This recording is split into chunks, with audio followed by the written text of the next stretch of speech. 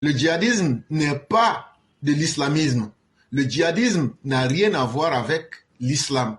C'est seulement la faiblesse des connaisseurs musulmans, des pensants musulmans et des sachants musulmans qui a permis aujourd'hui que certaines officines puissent exploiter les faiblesses de ceux qui sont les intellectuels musulmans pour faire un amalgame pour dire que le djihadisme vient du mot djihad qui veut dire effort et donc ça veut dire tuer les gens au nom de l'islam. C'est faux. Le djihad n'a jamais été tuer quelqu'un, c'est faux. Et je prends un hadith du prophète qui dit à quelqu'un qui devrait aller défendre lors d'une attaque un jeune homme. Et lorsque ce jeune homme-là vient, le prophète de l'islam, paix, salut de Dieu soit sur lui, demande à ce jeune homme-là, est-ce que tu as un de tes parents qui est vivant? Il dit, oh oui, j'ai ma mère qui est encore vivante. Il dit, pour toi, le meilleur djihad sera que tu t'occupes de ta maman. Je suis en train de vous démontrer que le terme djihad qui a été galvaudé aujourd'hui pour essayer de salir les musulmans, c'est parce que les intellectuels musulmans, les intellectuels arabophones ne savent pas aujourd'hui leur religion, ne connaissent même pas ou n'ont pas les capacités intellectuelles. Sinon, toi-même dans ta propre langue, on prend ça et puis on dénature quelque chose et puis on te colle quelque chose. Vous n'êtes pas capable de sortir devant le monde pour vous justifier et pour casser ce mythe-là. Ça veut dire que vous êtes faible.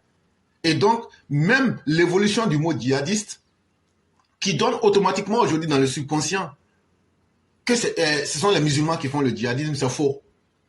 C'est de la pure invention, mais ce qui a encore favorisé ce facteur-là, voyez-vous, c'est là qu'on sent le rôle des intellectuels et des sachants. Les gens, les linguistes, les arabophones, les connaisseurs musulmans auraient dû se lever pour dire non. Ça s'appelle simplement de la barbarie. Ce qui se passe là, ce sont des barbares. Ce n'est pas un fait nouveau dans l'histoire du monde. On a vu l'époque des barbares qui viennent, qui envahissent une zone et qui mettent des ruines et des larmes. Et aujourd'hui, c'est exactement le même modèle. On prend des brigands, des antisociaux, des recrues de justice et des individus sans foi ni loi. On leur donne des armements et ces gens-là investissent des lieux et ils les pillent à leur guise.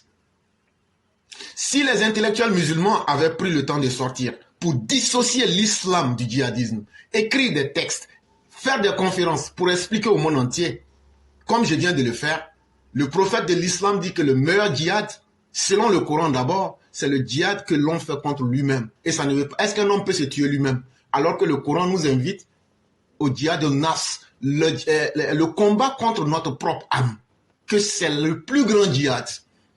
Il faut d'abord, au lieu de chercher à voir les défauts des autres, il faut que chaque jour, quand je me réveille, je me dise éclaireur, qu'est-ce qui a une faiblesse en toi? Corrige-le.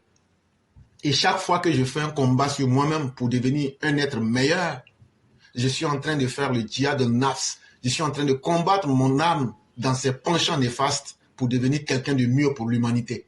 Ça, c'est le meilleur. Si tu n'arrives pas à faire cela, tu peux au moins sauver une âme. Et comme l'exemple du jeune homme à qui on a dit « Non, ne va pas au champ de combat, mais plutôt va sauver ta mère. Ce serait le meilleur djihad pour toi. » Ainsi de suite, il y a plusieurs catégories de djihad. Mais aujourd'hui, venir raccourcir ce terme-là pour dire « Tous ceux qui font du djihad sont des musulmans », c'est faux. Et le thème même djihad aujourd'hui est galvaudé. C'est ce que je veux dire.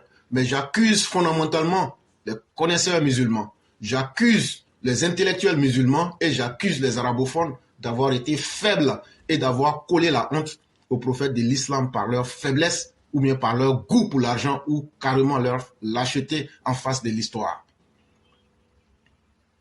Et donc, en général, le nord de la Côte d'Ivoire est calme. Il y a peut-être quelques petites tentatives d'infiltration djihadiste, mais depuis 2021, il n'y a plus de recrutement et il n'y a pas d'attaque majeure. À part qu'on a vu quelques situations où ils font un peu de repaillage clandestin, mais cela est aussi en voie de résolution parce que l'autorité a pris la pleine mesure et saurait apporter les réponses qu'il faut.